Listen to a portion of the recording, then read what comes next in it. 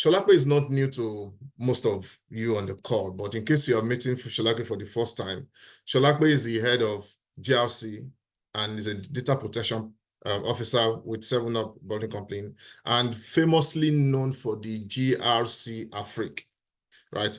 I met Sholape when they were implementing some certifications for InterSwitch then where I was working, and Sholape was it was easy to approach Sholape even after the usual projects, right? It was very easy to talk to Sholape and say to Sholape, we need something. How do you think that we should proceed? And he wasn't really just interested in making sure that we get certified, but ensuring that we actually embed the day-to-day requirements of the certification in our operations, which is really where most organizations fail. They get assisted or supported by consultants, but they do not embed those things, those requirements as day-to-day activity. But that was what Sholape helped us greatly to do. So Sholape has great love for people. Sholape wants people to be empowered, and that's why Sholape is running the GRC Africa. And some of you are beneficiary to that large heart of Sholape, and we are thankful that he accepted to join us today. Sholape, thank you for joining us this evening, and we hope we can see your face now. Yes, you can. Good evening, everyone. Good evening. I'm happy to be here. Thank you for having me. All right, good to have you. No, I was talking to you, on our private chat. I said that we want to first, we have different people on the call. So there are people that are in cybersecurity. Mm-hmm. We also have people that are PP into cybersecurity. They are not in cybersecurity, but they love cybersecurity. Okay. I don't know, some of them love it because of money. But I know some of them said, well, they would like to try something new. Yeah. And so our conversation today is looking at human factor, addressing the weakest link in cybersecurity. And yes, I'm trusting that we'll be able to touch the topic, do justice to the topic, and secondly, we'll be able to speak to how people who are trying to become cybersecurity professional can navigate their path and find their leg in the room so that they'll be able to do something that they love and hopefully earn from cybersecurity. So as we usually do, we'll try to know you, assuming we are meeting you for the first time. We'll try to know you, and the elements or the components of what we mean by want to know you is as much as you are willing to share. If you'd like to tell us about your education, your place of work, where you've worked, particularly something exciting about why you decided that this particular field is what I would like to spend my time on. Okay. Yeah. Okay, thank you very much. I call Wally my guy, my oga. He knows anytime it's coming. Even though we met on a professional note about a decade ago, but ever since then, he's been a very supportive friend, brother,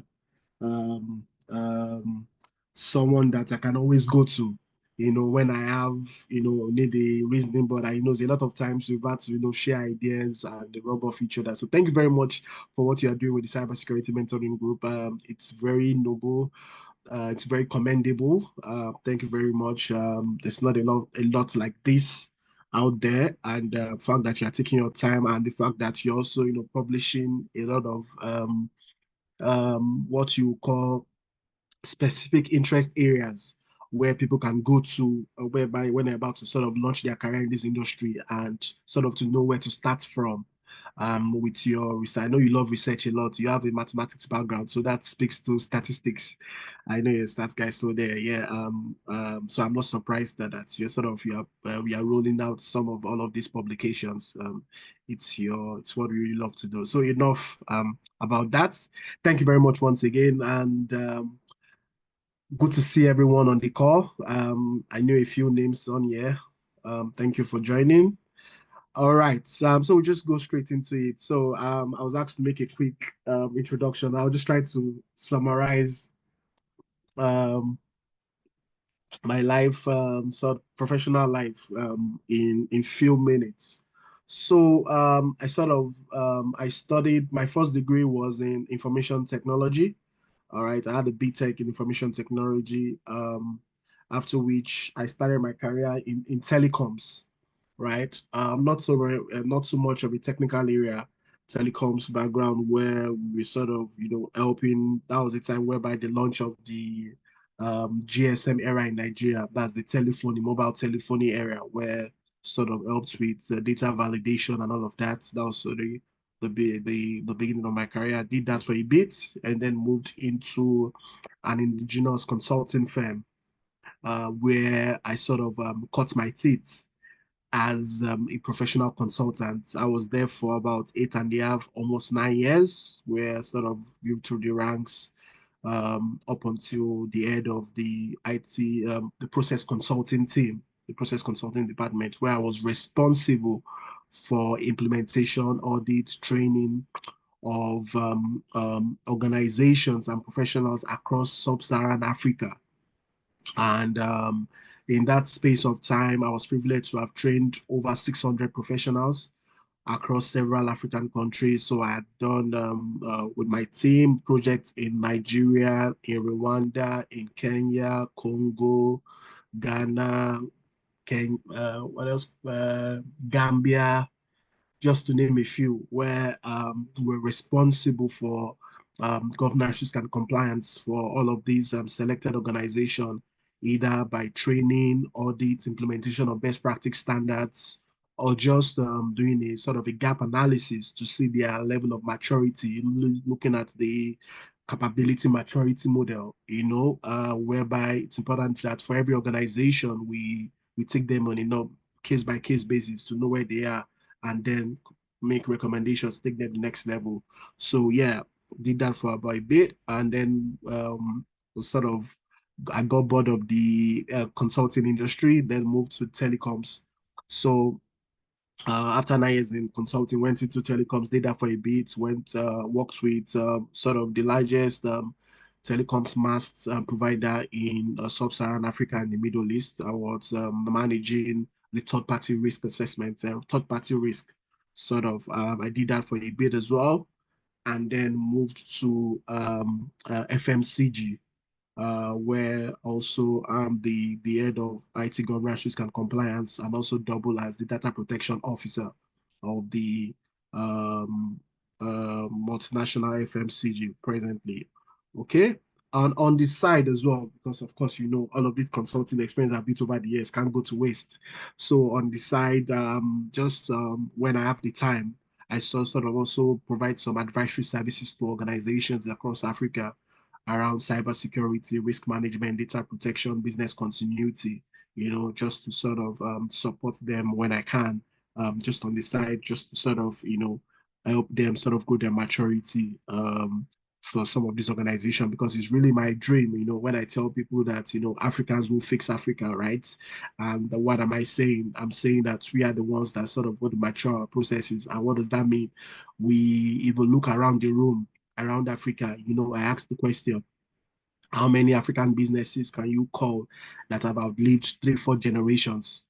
You'll probably be able to count at maybe the count of your fingers. I'm not sure you can call 5 African businesses that have lived 2, 3, 4 generations, And why is that? Because there's no proper sustainability, there's no business continuity. Most African businesses die with the owner. So our role as cybersecurity professionals, governance risk and compliance professionals is sort of help organizations sort of set best practices such that businesses are no longer what we call one-man business. Businesses can begin to function without the owner. So that's really the dream, and that's why I've done this over the years. And really, like Wally had mentioned, that was what bet GRC Afrique as well. I sort of saw that, if there was a lot of emphasis on just cybersecurity alone, but they then thought that outside of cybersecurity there are other knowledge areas whereby professionals need to build competencies in and then become well-rounded cybersecurity. But what you then find is that as a cybersecurity professional, if you don't understand proper governance, you will struggle when you grow up the ladder, because you then will not be able to interpret the language of the business and then marry it with the technical requirements. So what that then means is that as you grow up the ladder, you must be able to understand the language of business, then marry it to the technical requirements, such that the business then sees the value of technology, and then technology becomes an enabler to business sustainability. All right. So really, and that's where we bet GRC Afrique. And thankfully, Oga Wally has been a very solid backing when we're starting. One of the people I reached out to, and he's been there from the very beginning. Thank you very much. And so it was part of the facilitators in the first cohort, where a few thousand people applied, and we brought in a few hundreds of them. About 70 people graduated the first set, and also the second set, which graduated a few weeks ago. Also the same thing, a few thousand people came in, and we graduated just about 230 of them. All right, and the expectation is that they go into the world and then do the needful with the knowledge that I've gotten over the last 20 weeks, and then sort of practice put the knowledge into practice, sort of, because they've learned a lot of things across several knowledge areas. So from business continuity to risk management to data protection to vulnerability assessment to pen testing to information security, PCI DSS, third party risk, and what have you. So yeah, that's just what all of the things I do, and some of many other things on the side that I can't mention on this call. But yeah, that's a summary of my career, what keeps me up, what keeps me awake, and why I get up every day to be able to see that African professionals or professionals across the world are able to sort of get into this industry, change their life, get jobs, and then go into organizations and then do the needful by transforming businesses to become more sustainable by putting proper governance in place. So thank you very much. That's just a brief thanks for that. I think we have something in something that is common with our background. So I started also with telecoms. Yes. Yeah. I started with telecoms and spent about 6.5 years before I started moving to other places. Yeah. Thank you. Backstory, sorry, just to mention, I also have an MBA, but that's not the technical stage. Yeah, that's but again, that's also shows in your ability to be able to understand that cybersecurity is not something that is in silo. Yeah. It has to support the business. And one thing I picked from also what you mentioned is that you can be a technical person. You can know all of the things that are expected technically, but it must translate into business. The language of business. Yes, it must, exactly. So it must, and the fact that you're able to even bring business as a cybersecurity person, you're able to even bring business continuity and even a business outliving. So it shows, it reflects in your understanding of the domain that we're speaking on. But I want to also pick something for the benefit of people that are listening. Why did you decide? So with your background in IT, you basically can go into any aspect of IT. Yes. But why did you choose to focus on, I know you are very strong on business continuity. Yes. Why is it something that you really love? If you can just share in 1 or 2 minutes, maybe somebody can pick an idea in that area. Okay, so for me, it just sort of, I'm going to piggyback from my last points. All of these things are sort of, like you mentioned, interrelated. The concept of cybersecurity, ensuring that in organizations, all right, the confidentiality, integrity, and availability of their information asset is sort of secure, safe. And then also in business continuity, ensuring that in the event of a crisis, in the event of a disaster, in the event of an outage, the business must not suffer. The business must continue to function. And so in it, I got really interested because I got to look at, sorry if I say this, like, around, especially around Africa, we are very religious, right? And when you say, oh, what if there's a fire in your organization? What will you do? Say, God forbid. What if there's a flood? God forbid. What if there's a cyber attack? God forbid. Yes, God forbid. But if this thing does happen, are you prepared to respond? So what gives me that joy or that happiness is that, as during all my course of traveling across all of these countries, when I go into serve new organization, and I, from their level of maturity, and within a few weeks we take them from here to there, and they then appreciate the the concept of best practice, whether from cybersecurity angle, from business continuity, risk management, data protection, and privacy, is that they can then know that these things, because some of them probably have been hearing it over the years and just think it's just some theoretical thing. But when they now see that this thing is actually our daily life, if we take this thing seriously, we will be built to last. We become an organization that is proactive rather than being reactive. In that case, of course, a very good example. We all know in the last 5 years, the most prevalent outage scenario is pandemic, COVID-19. It shut down the whole world. A lot of organizations across the world were not prepared to respond. And even the Fortune 500 companies, some of them did not have a business continuity strategy in place.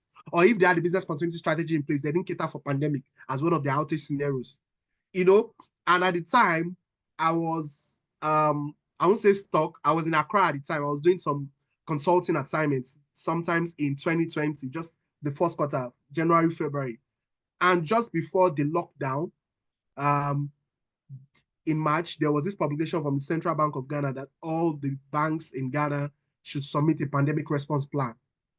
Same thing that happened in Nigeria, like within 24, 48 hours, we had to start creating pandemic response plans for everyone. Why? Because for most of us, we didn't think of it as a thing. We never thought that pandemic was ever going to happen. When we think of outage scenarios, we think of executive kidnap, we think of fire, we think of flood, we think of kidnap, we think of cyber attack, but not a pandemic, because it's not something that we're exposed to, right? And it then happened. So just to answer your question, because I know we don't have time, is to say that what gives me the joy is to say that organizations are now better prepared, that no matter what happens, they are prepared to respond.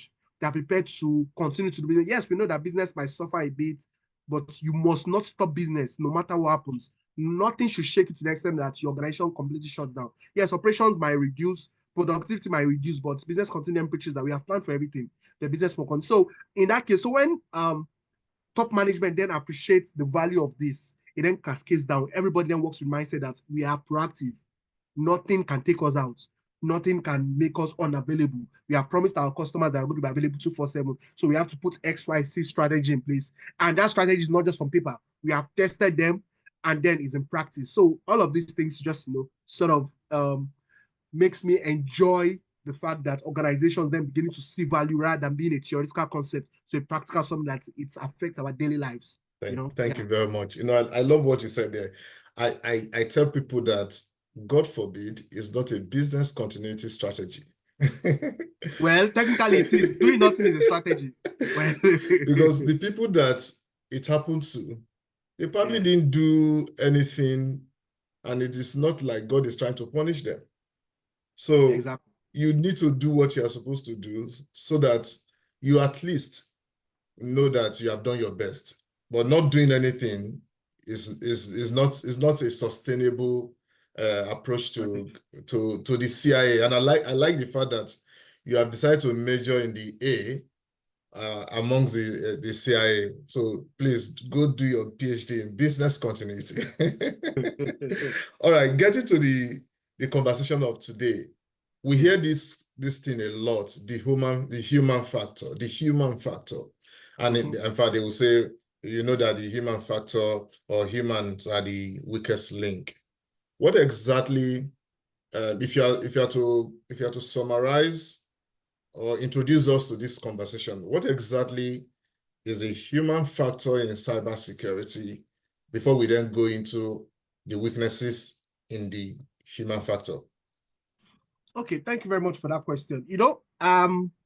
One of the things I would like to do today is just to sort of, when I was sort of, looking at the topic, and I said, I don't want to go theoretical. I just want to be as practical, as relatable. As you mentioned, not everybody here is sort of like a cybersecurity professional. Some are just trying to come in. So I'll try to break down to the barest minimum. I'll try, right? So when we talk about human, it's our being, people, right? And then within the context of cybersecurity, like you have said, people are the greatest form of risk. And you might think, why? Why do you think it's people, right? Because everybody's just doing their own thing. But what you realize is that as humans, sometimes we are emotional beings. Not sometimes, always we are emotional beings, right? And we are influenced by several factors that can influence our actions, whether directly or indirectly, intentionally or otherwise, right? So you then find that the people in the concept of cybersecurity has to do with how an entity, an organization, right, is able to protect their assets from what? Confidentiality, integrity, and availability breaches. Now, what are you protecting? The information assets, right? Cybersecurity is not concerned about any assets, just information assets. So if an asset doesn't contain information, cybersecurity doesn't care about it in the cyberspace, right? Now, it is the people that are to a large extent running or manning these assets.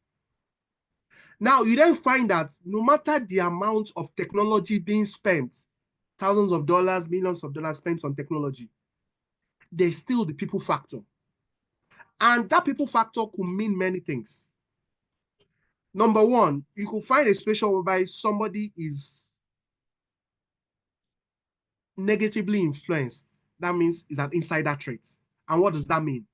It means that maybe in this organization, I have not been promoted in the last 5 years. So I'm not happy.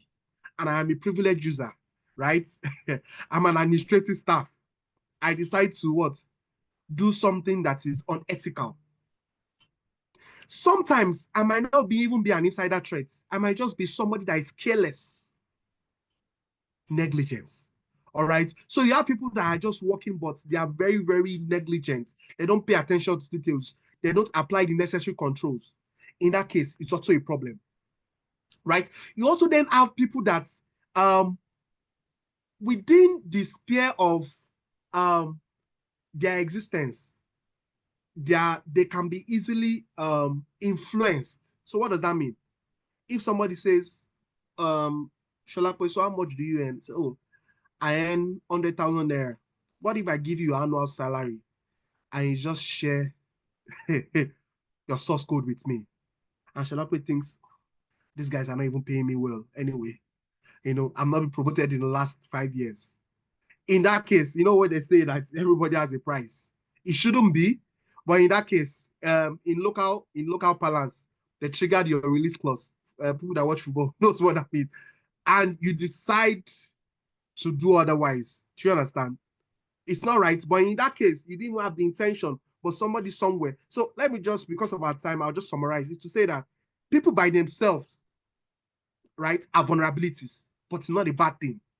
It is when they are now being exploited by maybe negative external influence, or even you yourself, you have a malicious intent, you're not happy with the organization, or it can just be a form of being negligent, or whatever the case is, whatever reason it is that people, no matter the level of technology sophistication that you put in place, somebody somewhere is vulnerable to attack. Why? Because somebody somewhere clicked on something, opened something, went to a particular site, or whatever action that the person took. So I know as we go forward, I'll be able to then talk about some of these areas by which people are then being exploited. Because I'm Sholape, I'm just a person. I'm vulnerable to attack. But I've been living all these years. I have never been attacked. It doesn't mean that there's no vulnerability there. Our job as cybersecurity professionals is to plug those loopholes to ensure that even the day Sholape decides to want to do otherwise, and that threat is then exploited, right? Sholape will not be able to do so. And that's where we now talk about controls here and there. But yeah, that's pretty much how humans and then humans are playing the weakest link within the cybersecurity chain. So you must understand that human beings by themselves are not bad people, but due to reasons or one reason or the other, negatively or positively, then some actions are being taken which can now directly or indirectly affect an organization, positively or negatively. Excellent, excellent. So I want us to go a little deeper in terms of if we look at the deployment of cybersecurity services or even technology, we have different human that are involved. We have the human as a consumer or a customer. We have the human as a developer, maybe the people that are experienced about technology. We have the human as a protector, maybe the cybersecurity person. We have the human as the management. We have the human as the board. We have the human as a third party. We have the human as even the cleaner or the support staff. Right? Or even outsource services. All of these are humans, but they are wearing different cap in the value chain of delivering or supporting or providing cybersecurity service in an organization. Now, can you help us identify how either how vulnerable, okay, you have already laid the foundation that all of these people are vulnerable, right? Whether as a protector or as a user, everyone is vulnerable. But how are these vulnerability, how do they manifest and how are they exploited? Okay. Sorry. I was just sweating. Okay. Yeah. So I'll take it one by one, such that we can sort of do justice to this and we can understand. And I like the way you have sort of categorized them. So also, sorry, I'm also looking at the time so that we can touch it, we can touch them everything before the time runs out. Yeah. Okay, I'll try to make it quick, right? So you find that different types of humans, as Wally has said, also are different levels of exploitation, so to speak. So take, for example, a user, a typical user in an organization. A user can be a staff, a customer, what have you. Typically, you then find that are they sort of, what kind of vulnerabilities are they exposed to? Okay. For example, a staff has access to their systems, their endpoints. So maybe as a result of email compromise, not having strong passwords and what have you, going to a funny site, falling to social engineering attack and all of that. So now, yeah, I'm going to play the role of, we're going to sort of switch the ends, and those are like their vulnerabilities. Now, you as a cybersecurity professional, we are conducting awareness for staff. You are telling them things that they should know in terms of, yes, talk about the sophisticated stuff. Okay, having encryption in place, multi-factor authentication, access management, strong password security, and all of that. But I like the thing that Wally said. For example, if I'm talking to a cleaner, with all due respect to cleaners, right? I won't be talking to a cleaner about encryption, multi-factor authentication, all of that. I'm saying to a cleaner, I'm saying that, Madam, Oga, when you are walking into the office and you're using your card to scan at the entrance door and you notice somebody coming behind you, don't use your access. Don't allow the person to use your access to come in. To a cleaner, that is what cybersecurity means to the person. That's what information security means to the person. Access management, tailgating. Do you understand? A cleaner, I'm telling the cleaner, when you clean this particular office, right?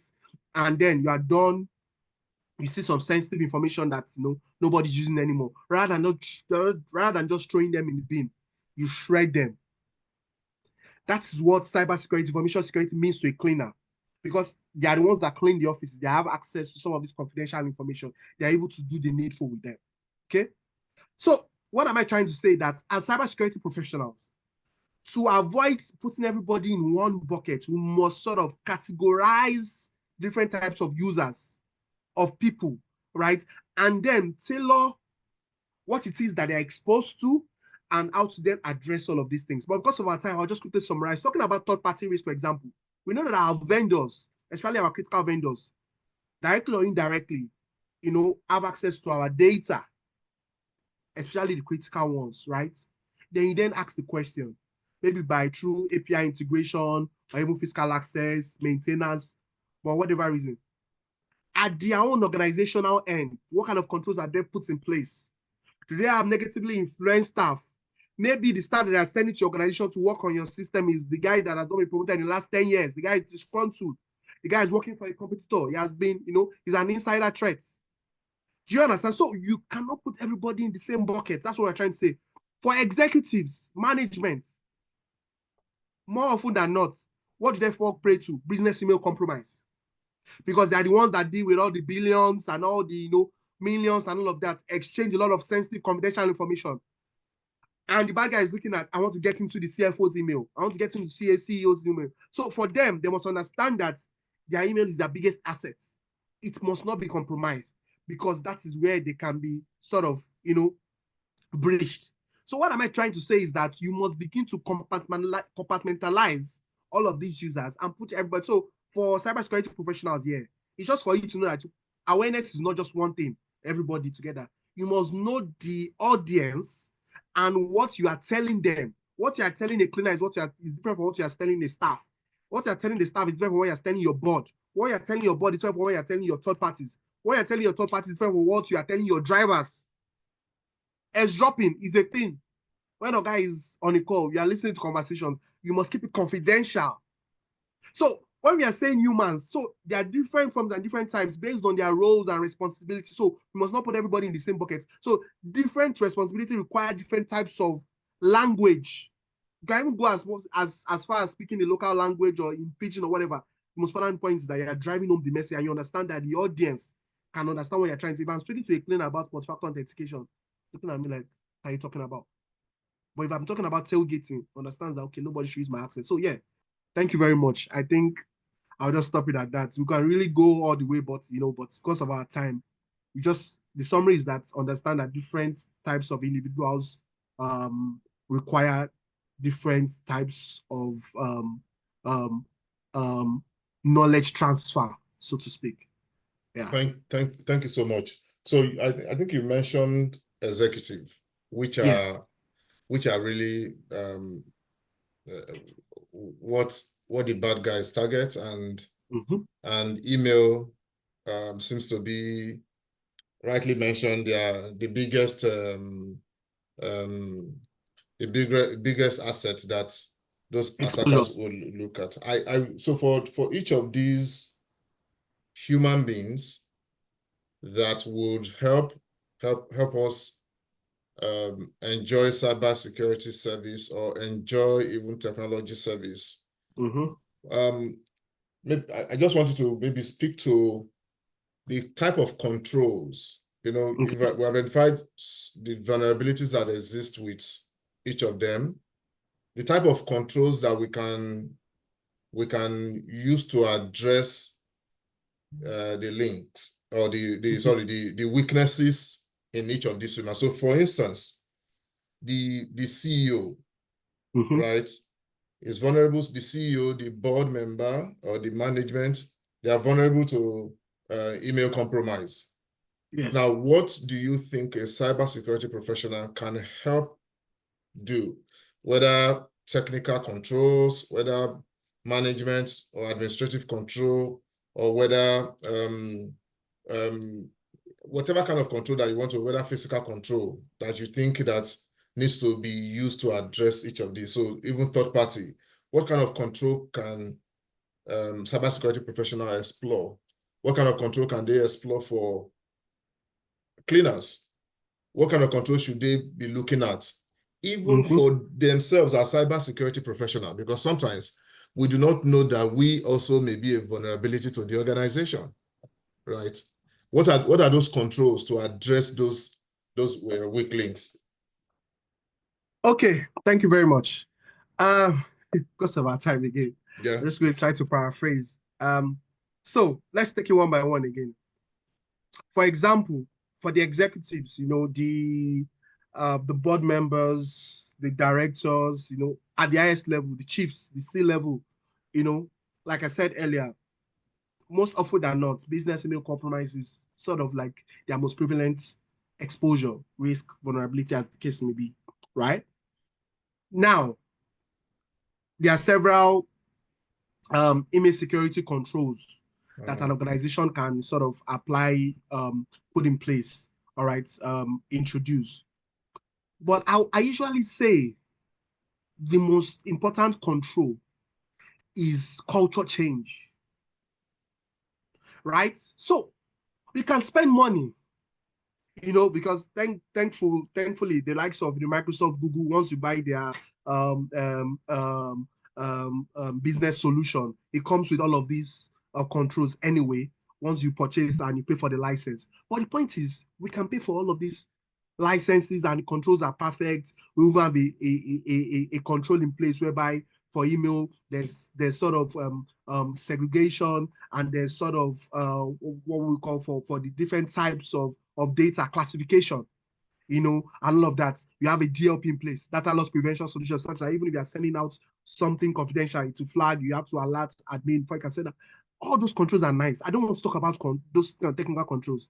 I want to speak to the bottleneck, which is the mindset. So you will find, and this is from my experience, I've been privileged to have spoken to, at least over the last few years, at least over 15 boards of organizations across several African countries. And when I'm talking to the board of directors, you find there's usually this notion that, Sholape, what are you talking about? This thing that you're talking about, is it making me money? Profitability is their most important thing. As far as this thing is not making money for them, they don't care. So you then find that you are speaking all of this English, you have purchased, maybe even know before, cybersecurity awareness tool, you have put in place data classification.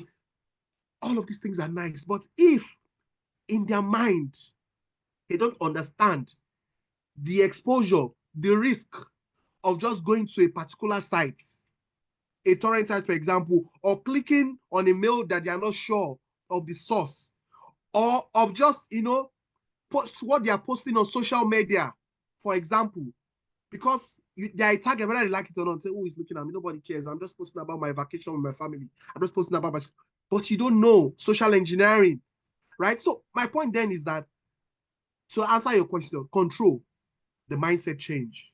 That's where it starts from. Because technology is the easiest thing to buy. Once you have money, everybody can purchase technology. But if the mindset is wrong, it makes a mess of technology. Excuse my choice of words. In the sense that once the people don't understand, it boils down, it trickles down, right?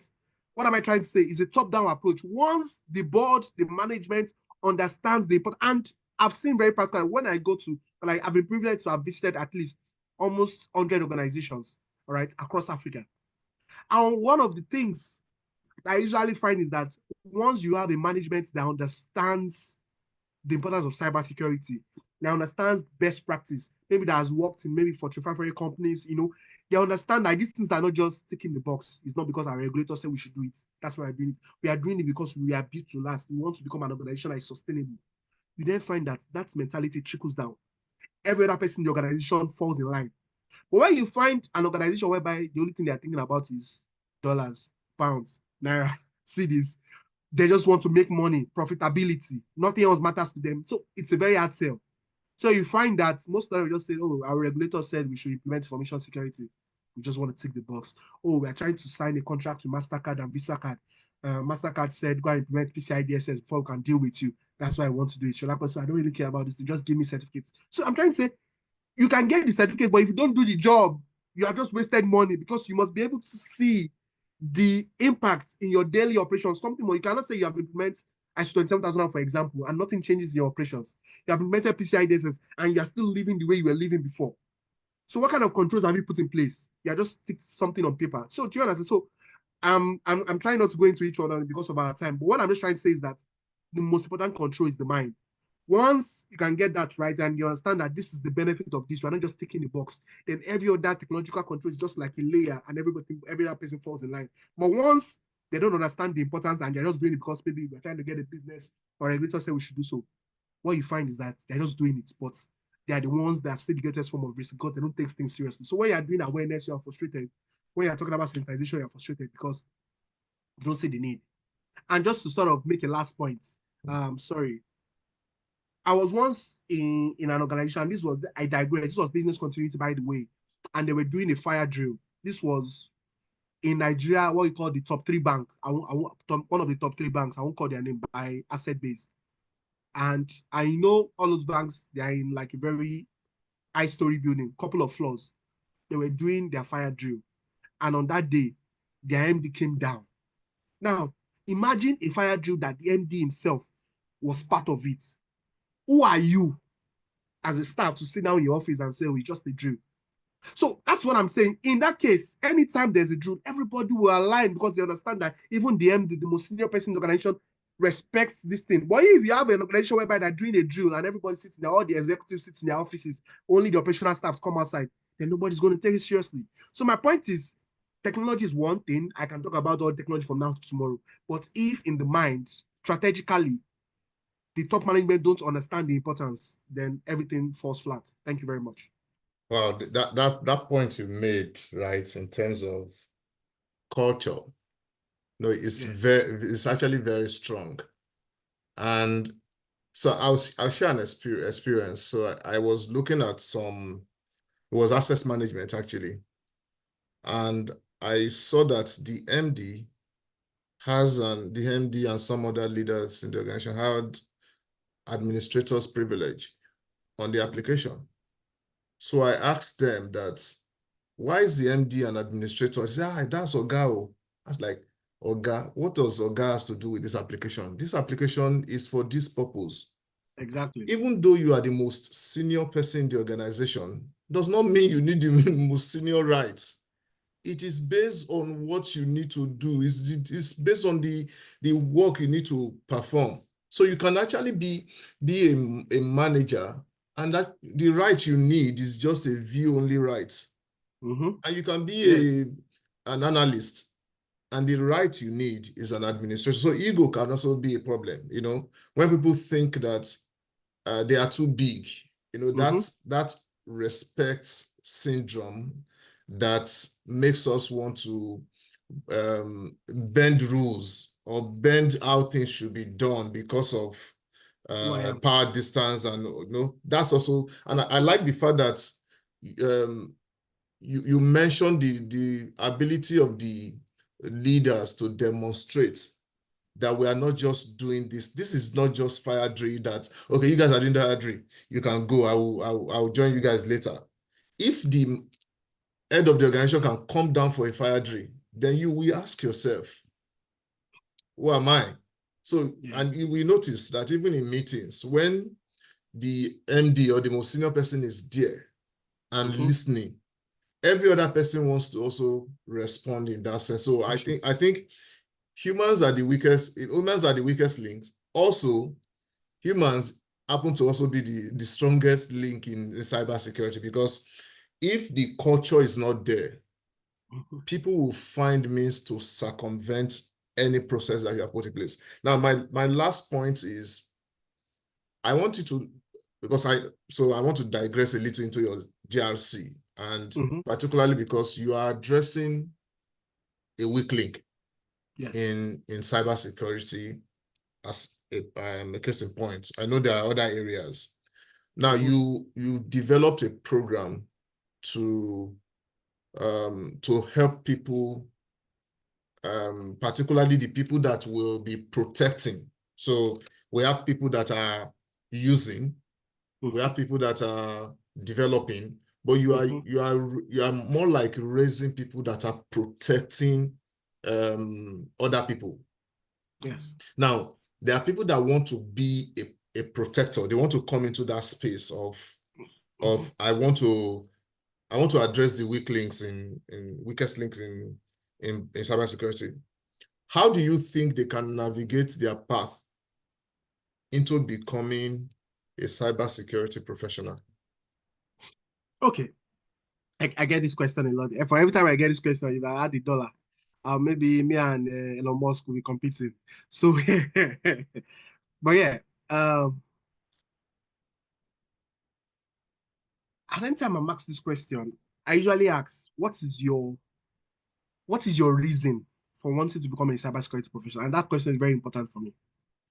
And I've heard some of the most interesting answers.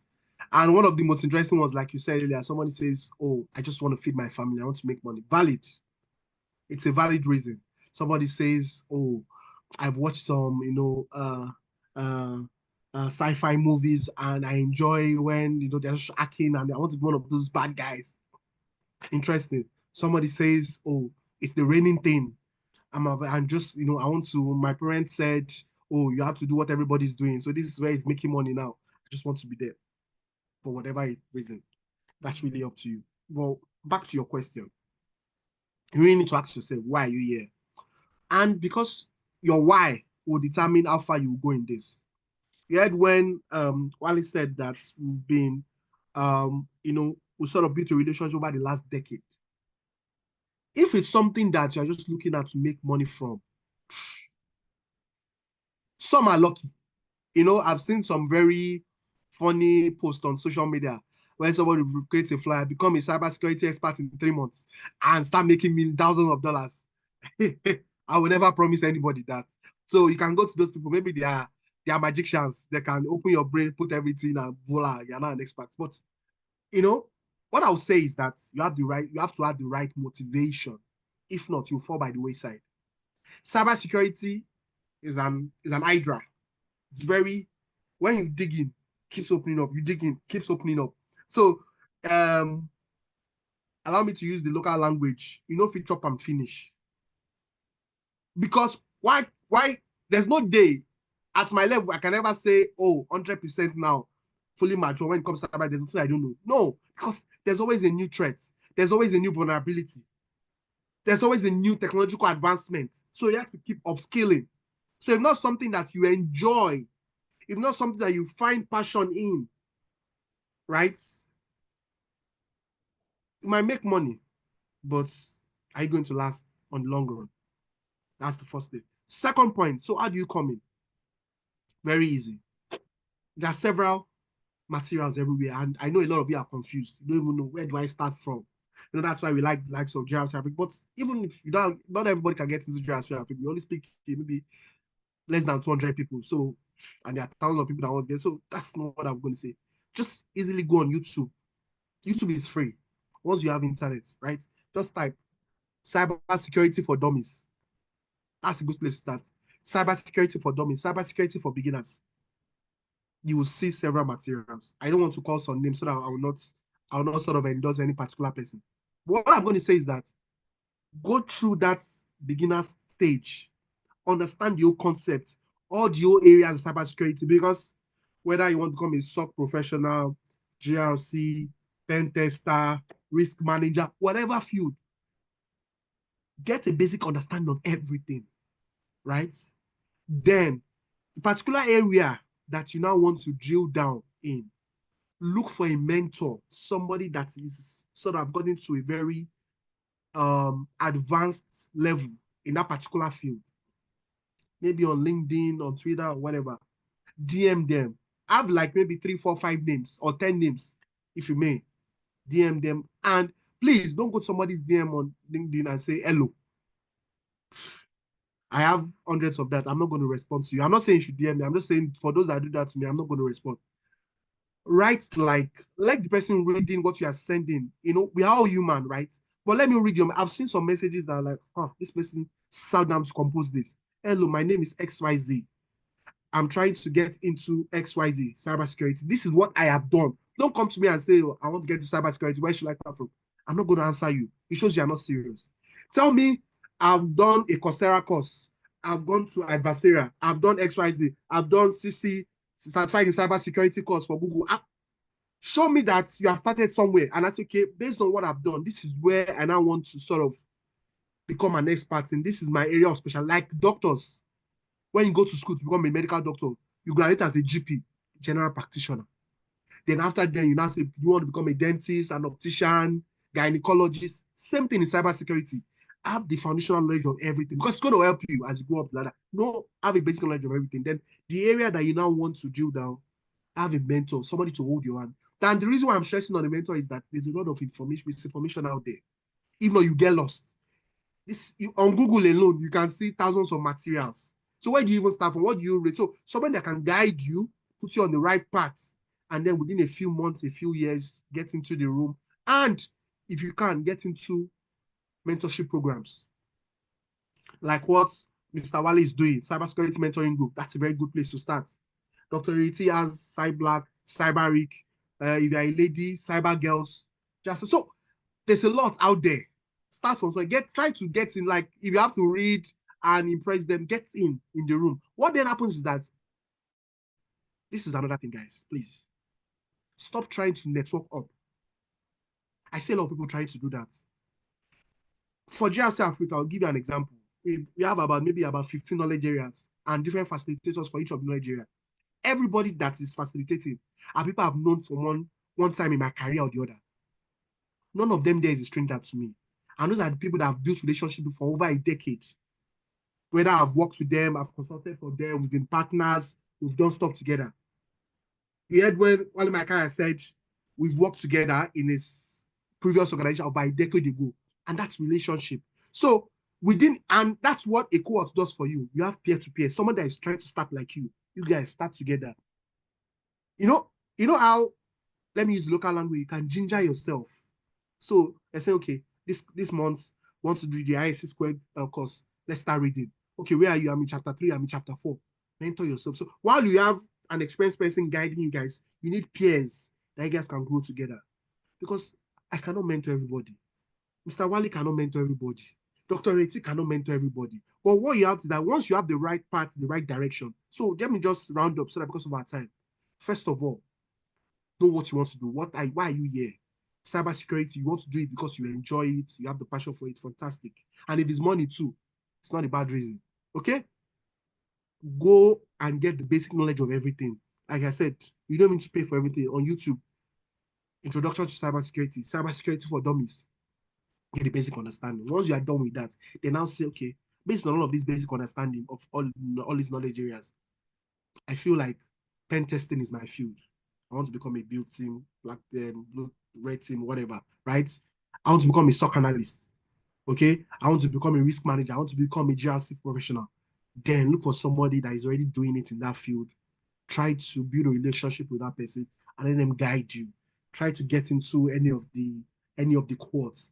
And within a few months, a few years, the world is yours. Yeah. Thank you very much. Thank you so much, Sholape, for Yes. those words of encouragement and admonition.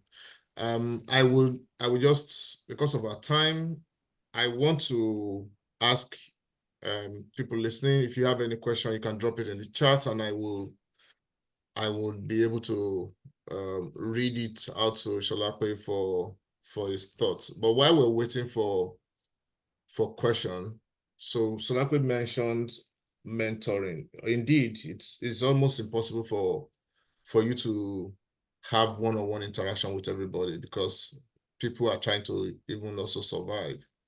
And that's why I often try to write. So sometimes you actually don't need one-on-one interaction. Just follow people's thoughts, what they write, and you can learn from their career. The common vulnerability and exposure publication we made, it's something that also you can learn from.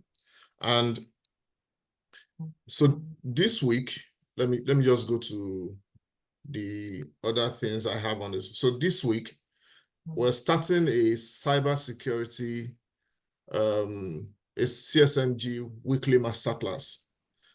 And the weekly masterclass is actually an opportunity for you to be learn from someone who is in the field, who is on the job and is willing to share an area of that job. So the first person I have spoken to and is willing to come on the 13th of February is an expert in identity and access management. Ayokumi has been on our program before. He studied, is an engineer in terms of background. So we worked together when I was in InterSwitch. It was the live wire of technology before he decided that cybersecurity is what he wants to then follow. And people who have background in technology are really very good when it comes to securing that technology. And Ayokumi has masters in information security and human factor. And he will be the first person that will be taking us on identity, implementing identity and access governance. So if you are interested, so an area of cybersecurity is identity and access management. Is actually a domain also in CISSP. And this is what he does on a, he's a consultant. This is what he does, and he will be sharing from that knowledge. I think it's about a 1 hour, 15-minute session. I'm reaching out to as many people as possible. So in case you think you can also share knowledge, why not? You please reach out to me. I would like to have you on the program. It's just 1 hour, 15 minutes to just, even if it is introduction, to get you started on that journey in case you want to look deeper into identity and access management. The second thing I have is we are coming up with some series of programs for the community. When I say community, the Cybersecurity Mentoring Group community. So we have on your screen on your right-hand side, we have simple cybersecurity tips, cybersecurity brains, which are questions that we would like to share and for people to answer, cybersecurity news, cybersecurity stories, and secure family tips. Each of these programs will be shared, maybe some once or twice a week, and some on ad hoc basis. It is to first engage people productively, and engaging you productively in cybersecurity activities, getting your mind, getting you to be mindful of cybersecurity. And it is also an opportunity for you to, maybe find something to go read based on the question that has been asked. And some of the case studies that will be shared are things that you will find very useful. The last one is about family. So we have a lot of children that are now, they call them digital natives. They give birth to them, and in order for mommy and daddy to be busy doing the work so that they are not disturbed, maybe some of them are home, they are not in school, they are given gadgets. And these gadgets are given to them out of the box, no configuration, just by default, give it to them. And these children can go everywhere, right? Some of the parents, they have their office email on those devices. An email comes in and the child just say, this thing is disturbing me. Yes, So we are trying to help parents, secure themselves online. While your child is available online, we want to provide the education that will help you to make sure that they are not unduly exposed to what they shouldn't be exposed to. So in case you have a heart and a desire to support or to say, I like this area, I would like to contribute, please reach out to me. We have someone that is already driving this, but reach out because we need as many people as possible. And again, this is an opportunity for you to say, this is a project I am working on in cybersecurity. And if you go for an interview and you say, I'm contributing to a platform developing cybersecurity news, that could work for you as a credit, as someone that is interested in the field. So reach out if you are interested. The last thing here that I also like to mention is, so thankfully we have been able to handle January 11th, 25th, and on the and 8th. Our next edition is on the 22nd of February. We have another fantastic guest.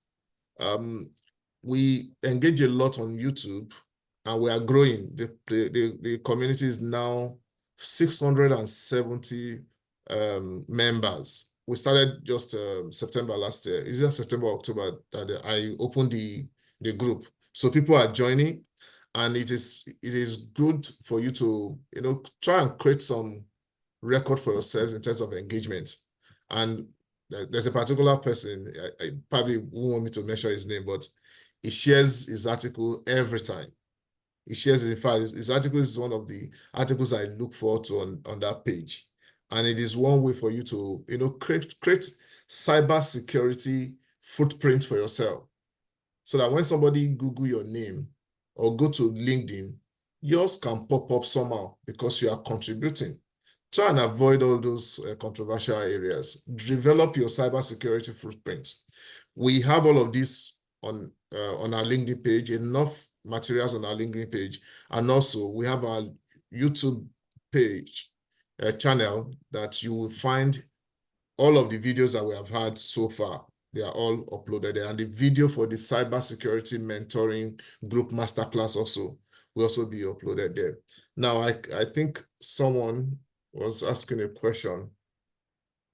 How to receive publication, what is the procedure? So publication, if you are talking about the publications that we have made in the Cybersecurity Mentoring Group, like these two that you have in your screen, or the one on top at the back, okay, is on top of the cybersecurity skills, competence, and certification. That was the first edition. The second edition here, just go to the cybersecurity, the LinkedIn group, this group here. Just go to the LinkedIn group, right?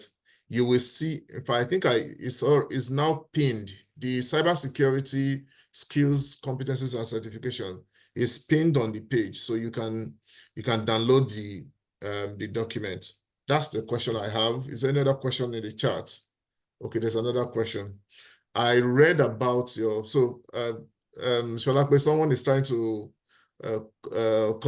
come to you for GRC Afrique. So he read about your GRC Afrique. Thank you for all you do. Please, when are you taking in the next learners, as I would like to partake? Okay, well, I will leave Sholape to it, but I think I will probably be lobbying Shalapi for this group, for this group.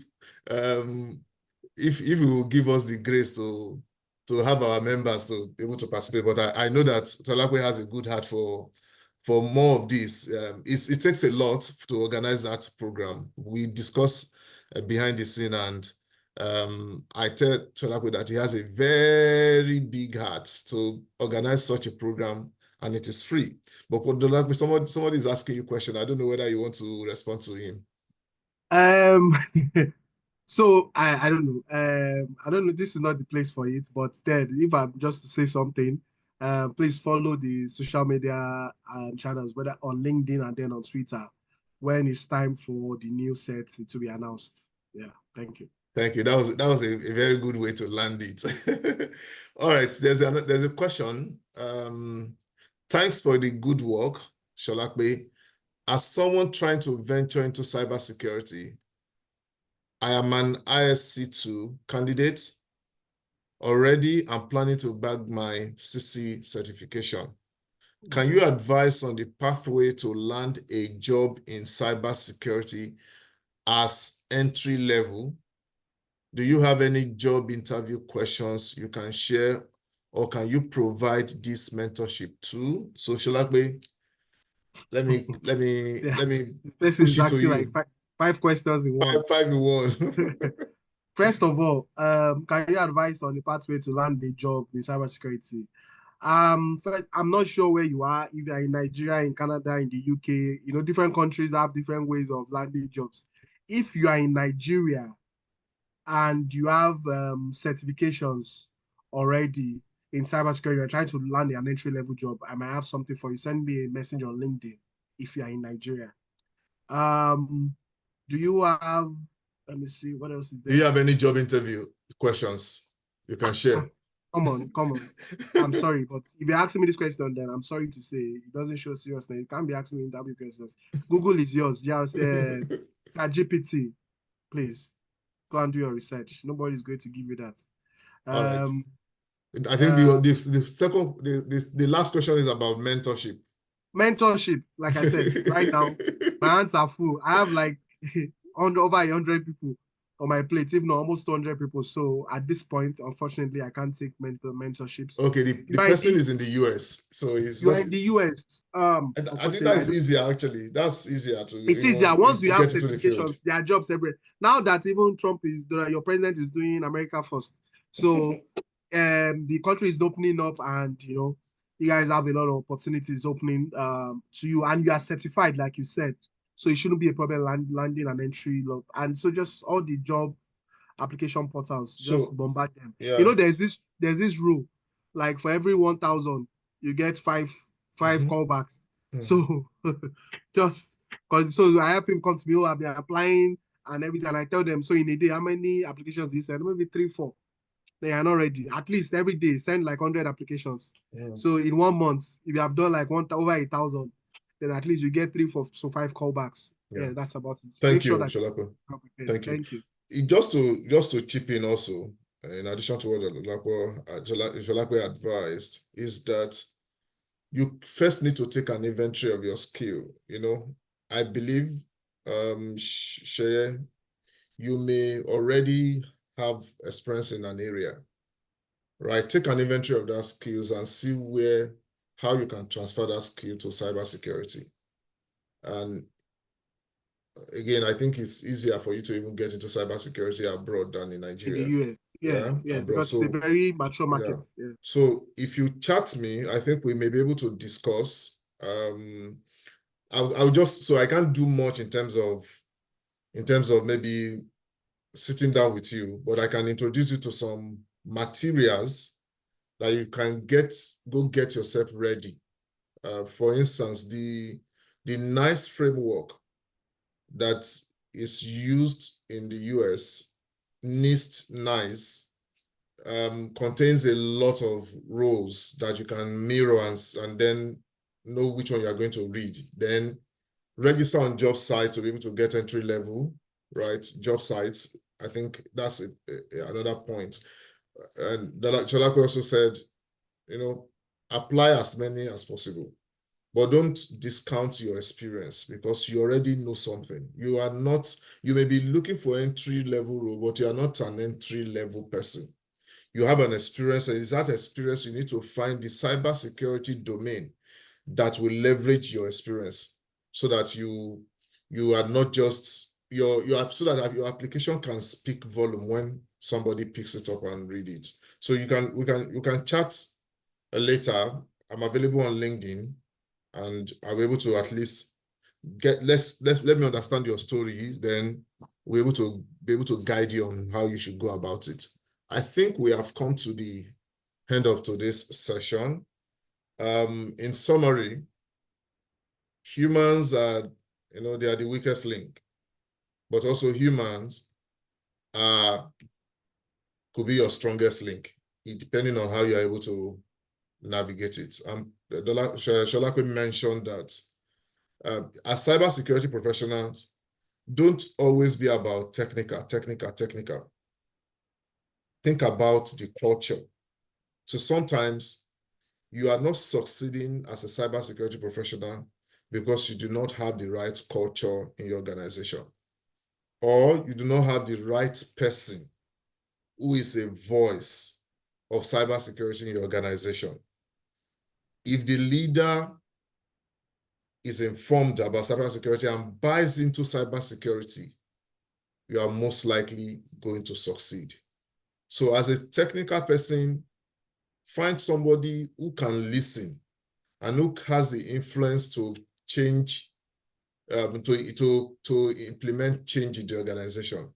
Someone that you think you can convince. That is a person that you should address, and that is a person that will carry your voice into rooms which sometimes you have been trying to knock and you can't enter, but it's there and you can say, no, this thing needs to be done. And before you know it, there's a different reaction to even simple awareness. And I hope that you have gotten one or two things today, and to go back to your organization to address the people. Customize your awareness, right? It is not the same awareness for the same everybody. Some people cannot even relate with your awareness. So customize it to them so that they can understand and they can change their behavior. One of the things I learned from one conference I attended this week is that they said, why are we even calling it cybersecurity awareness? That is not the outcome we are expecting. What we are expecting is a change in behavior. So what about if we call it cybersecurity change program or behavioral change program? Something that speaks to the outcome that you expect that information to deliver. So I think it's a good place to end to this program, and wishing everyone, thank you for joining. Wishing everyone a wonderful weekend and also a great week ahead. Oluwasolape, thank you so much for giving us this time and your attention. Thank you very much.